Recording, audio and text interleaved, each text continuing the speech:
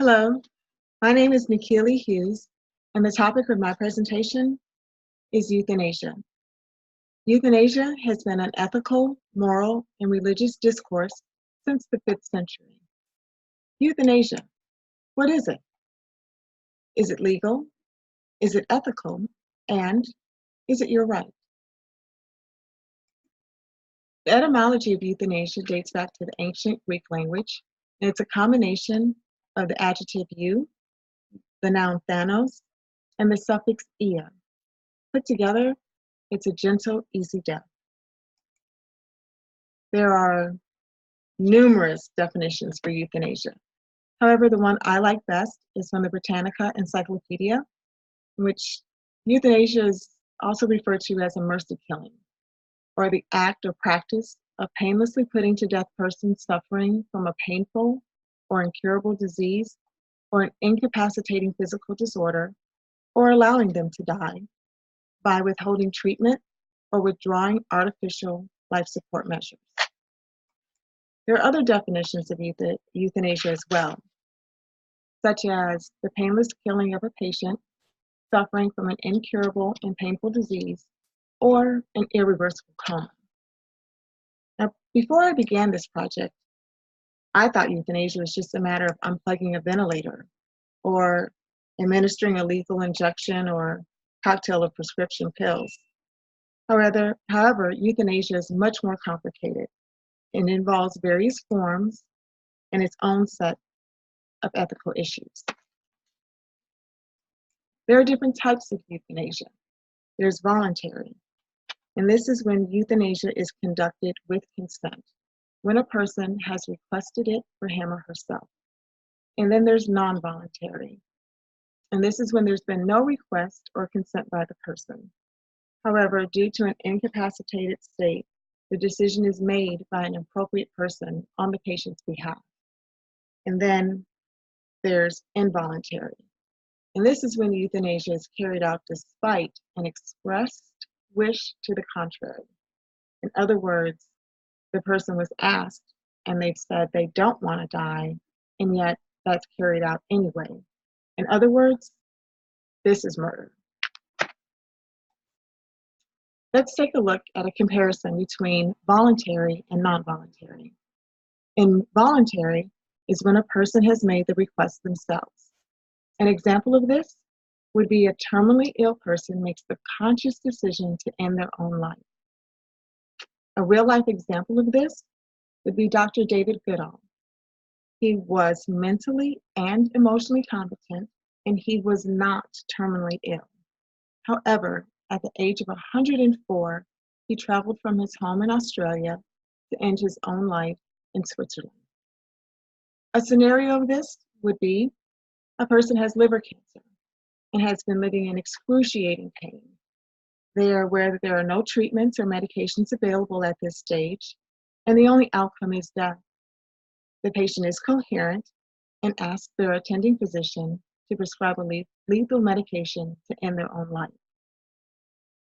For non-voluntary, the decision has been made by an appropriate person on the behalf of another person. An example of this would be an appropriate person makes a decision on behalf of a baby or a mentally disabled person because they are intellectually incapable of making that decision themselves.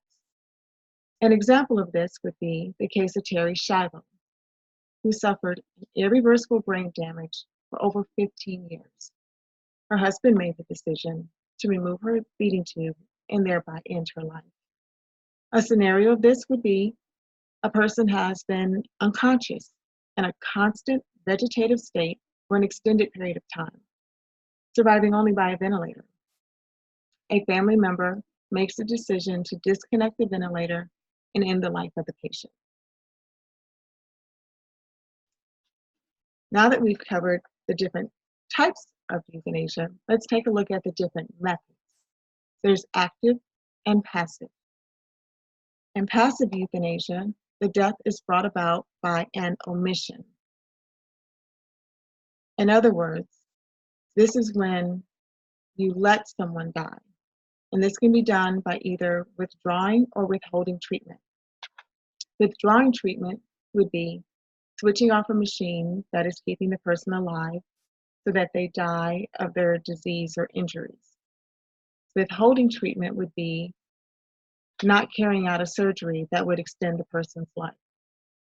An active euthanasia is when death is brought about by an act, and this is when a lethal substance or lethal substances are used to end the patient's life.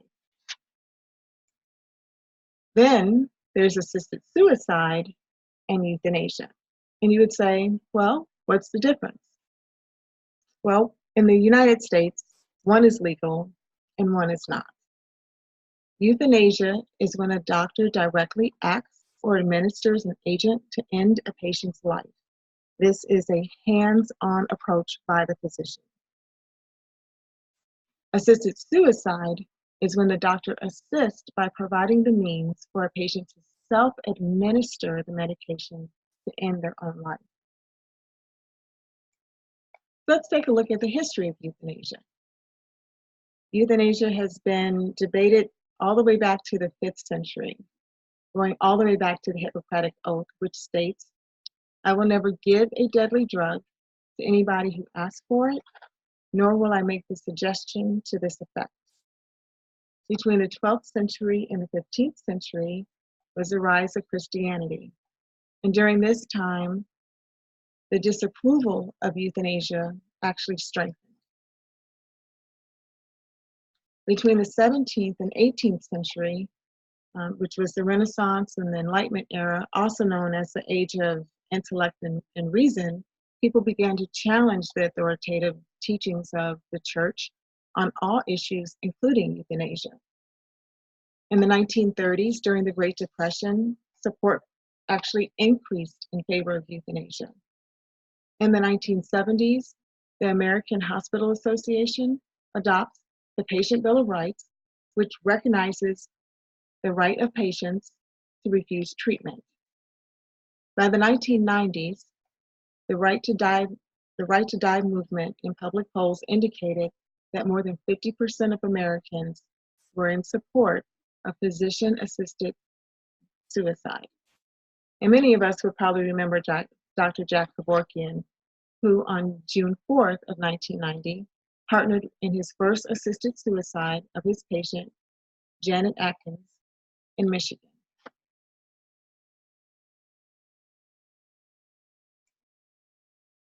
Is euthanasia legal in the U.S.? The short answer is no, it is not legal in the United States. Again, it's a practice of intentionally ending a life in order to relieve pain and suffering. Voluntary euthanasia is not legal, nor is involuntary, and certainly not non-voluntary. The first proposed physician-assisted laws in Washington state would have allowed physicians to inject medications, but that failed to pass. In 2008, the laws were modified with an added requirement that physicians prescribe lethal drugs to be ingested only. Now, there are some requirements that surround physician-assisted suicide. Requirements pertaining to the physicians are that the physician must be licensed in the same state as the patient and have a current DEA certificate. The physician's diagnosis must include a terminal illness with 6 months or less to live. The diagnosis must also be certified by a consulting physician who must certify that the patient is mentally competent to make and communicate healthcare decisions. And the attending physician must inform the patient of alternatives, including palliative care, hospice, and pain management options. There are requirements that involve the patient as well. The patient must be 18 years or older. The patient must first provide a verbal request to their physician, then wait 15 days and provide a second verbal request to their physician. Next, the patient must provide their attending physician their request in writing. And this is a table outlining those same requirements. And the only state that really stands out is Montana, which is here. And there is no minimum age requirement on the patient's side. There's no expected months to live requirement, and there's no rules or regulations pertaining to the number of requests that have to be made to a physician. The only other two that stand out would be Hawaii and Maine. And with those, between the two verbal requests, there's a 20-day waiting period as opposed to a 15-day waiting period. And this is a breakdown between the legalization of physician-assisted suicide and euthanasia, both in the US and globally. So dating back in 1994, Oregon had the Death with Dignity Act that passed, and it became the first law in American history permitting physician-assisted suicide. From there, we have in 2008, both Washington and Montana legalized physician-assisted suicide. In 2015, it was California. 2017, Washington, D.C. 2018, Hawaii. And just this year, both New Jersey and Maine passed laws legalizing physician-assisted suicide. Over on the other side of the screen, we have back in 1937, Switzerland legalized physician-assisted suicide. In 2001, the Netherlands legalized euthanasia. In 2002, Belgium legalized euthanasia. In 2008, Luxembourg was physician-assisted suicide. In 2016, it was Canada with physician-assisted suicide. In 2017, Victoria became the first Australian state to legalize physician-assisted suicide. And this is just another timeline, a visual of a timeline. On top, it's the timeline of the US, and on the bottom, it's the timeline of other countries around the world. And then this is a color-coded map of the states and territories in the US that have legalized euthanasia.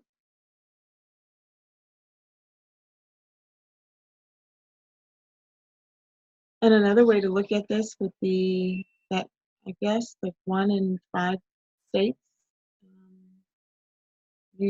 there's physician-assisted suicide, which is legalized. A court case that made international attention was the case of Terri Schiavo, who in 1990, at the age of 26, lost consciousness and collapsed. Her doctors were able to revive her, but her imaging test showed she had no cerebral cortex activity. After 8 years in a constant vegetative state, her husband wanted to remove her feeding tube. However, her parents were hopeful for a recovery. Terri's parents and her husband litigated the matter in a court case that spanned 7 years. 15 years after her collapse, Terri's parents lost their final court appeal, and her feeding tube was removed in 2005. She died just 2 weeks later at the age of 41. An autopsy showed irreversible brain damage and that she would have never woken up.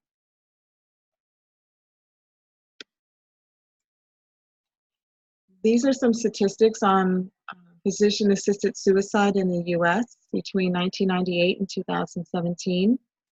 During that time frame, there were 4,249 prescriptions written for physician-assisted suicide. However, only 63% of those patients actually filled their prescription. In other words, 2,818 patients used the drugs to end their life. And I'm just going to round off these numbers. Of that 66%, 49% were female, 50% were male. 94% were white, 48% had college degrees, 61% had cancer, and the majority were between the ages of 69 and 89 years old. There are some ethical considerations for and against euthanasia. Arguments in support of euthanasia tend to center around the ethics of teleological ethics, also known as consequential ethics. In other words, the ends justify the means. And although there are a number of arguments in support of euthanasia, such as dignity, humanity, and the allocation of resources, the two most popular are personal autonomy and quality of life. For quality of life, the philosophy is there's more to life than just surviving. And when the personal criteria of quality and value of life are no longer attainable, or the person is living in a state of perpetual pain, then should they have the right to say, this is not a life that I want to live. A case of that would be the Terry Schiavo case, and some may question what quality of life did she have for the past 15 years of her existence. And another example would be Dr. David Goodall, who at the age of 104 traveled from his home in Australia to Switzerland to end his own life. And then there's the patient's rights. People will say that people possess an inherent right to decide how they want to end their own life. It's often considered to coincide with the philosopher John Stuart Mill, who was a strong proponent of personal autonomy and stated that the government should only intervene to prevent people from harming others, not themselves. There's also the right to decline alternative treatment, such as palliative care and the use of medications to make a patient comfortable in reducing pain. And some will argue that there's very adverse side effects to pain management and opioids such as nausea and vomiting and other side effects. And then there's arguments against euthanasia. And there's many arguments against euthanasia, such as the rights of others, such as doctors and family members and caregivers, that maybe they don't want to be involved in ending someone's life. Or sometimes doctors are asked and they don't want to participate in that, and so their patients leave and go to another physician, and they lose their patients. And a lot of times the arguments against euthanasia center around the deontological ethics, in which we have the duty to do the right thing and to take account the factors that drive the motives that are right and wrong. In other words, wrong is wrong and right is right. And the two strongest arguments under this are religion and alternatives. Under religious considerations, people will argue that the existence of life is inherently sacred and supersedes any desired quality of life. The Bible states that people are made in the image of their Savior, and the demise of oneself is to demise the Savior.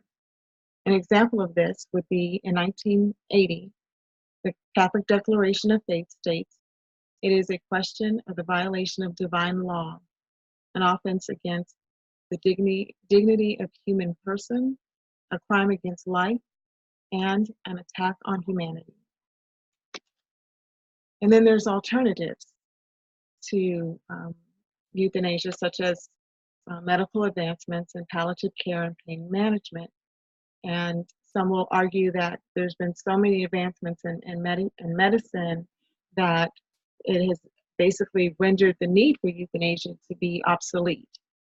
Another argument on this would be with these medications and techniques available, that maybe people should start suing doctors that allow their patients to live in pain, because that's unnecessary when there are other options available, and that could be considered malpractice or neglect of a patient to allow them to suffer when they don't have to. Some other considerations or arguments for and against euthanasia are people will question our active and passive euthanasia equivalent in ethics. And so one is essentially letting a person die, and the other one is causing death. And people will argue, are they both equally ethical? In active euthanasia, the doctor directly administers a euthanizing agent to the patient. In other words, the patient has been given something to end their own life. And they've been, in euthanasia, they've been given that by the doctor directly. Another form of active euthanasia that some will consider, and they'll split hairs and say physician-assisted suicide is not euthanasia, but many people kind of put it underneath active euthanasia, and that is when a patient has been given a lethal substance by a doctor to self-administer that substance to end their own life. And then there's passive, in which you just let someone die, and that again would be the withholding or withdrawal of treatment or medications, and just letting the person die or allowing them to die. And some people will say one is ethical and one is not. So in conclusion, on the topic of euthanasia, there are many ethical factors to discuss. Considering there's two different types, voluntary and non-voluntary, and three different methods, active, passive, and physician-assisted, it is understandable why the issue has been debated since the 5th century. And although it was strictly forbidden, starting with the Hippocratic Oath, present-day laws actually suggest that there's a societal shift in thinking, with 6 other countries legalizing some form of euthanasia, and 10 U.S.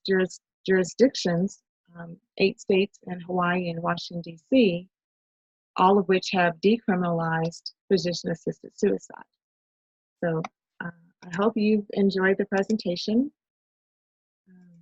Unfortunately, this is recorded, so I can't really do a question and comments feature right here, but I do thank you for your time, and again, I hope you enjoyed the presentation. Thank you.